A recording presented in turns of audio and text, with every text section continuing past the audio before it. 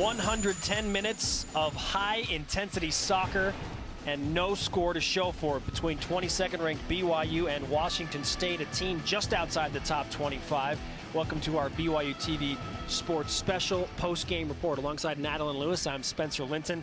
Both teams battled and battled and battled. It was just what we thought it would be. The goalkeeper, Gervine Clare of Washington State, against a high-pressure attacking offense with a lot of youth from BYU, and it lived up to the billing, Natalie.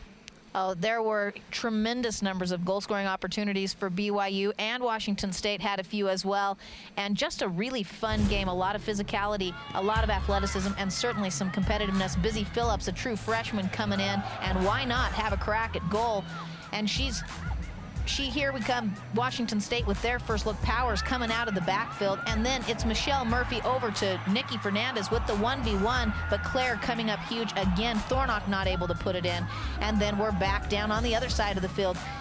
And great footwork, a good inside shot, but gobbled up there by Kat Schneider, and then it's Nadia Gomes getting the pick off, and she's going to take the shot 1v1, but again a huge save, and Elena Medeiros with the follow-up, and Susie White with one of the biggest saves of the game. The scare for the night would be Nikki Fernandez, who's going to step just off of that right ankle. It gives way as she plants, and as the carpet underneath of her gives way there, our nice green grass carpet, out comes her foot and a sprain. She would not re-enter until late into the second half. Nimmer with the corner over to Ashley Hatch, who has a near miss, and then it's Ashley Hatch again with Claire on the save, and then it's Nimmer time from downtown, going far outside, and the post it's still moving, ringing in their ears as a missed opportunity, and then it's Washington State again.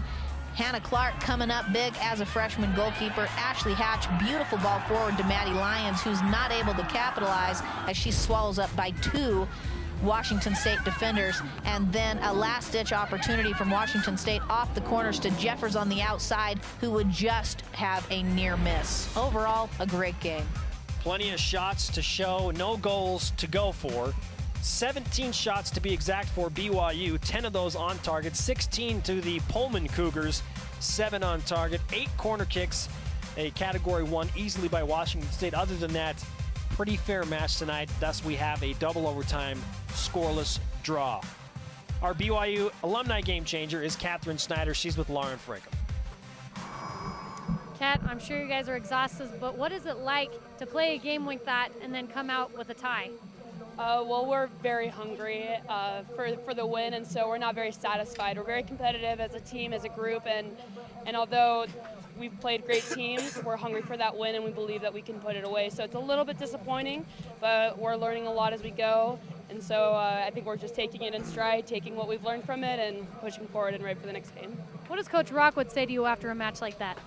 She pretty much exactly that she. That we expect more out of each other, out of ourselves, to be able to, have that expectation of we need to put it away in the back of the net. Keeper played a great game, made some big saves, but we still need to be able to overcome that, be ready for that, and put it away. You're in a unique situation right now, fighting for the starting spot at goalkeeper. Tell us a little bit what you're going through right now.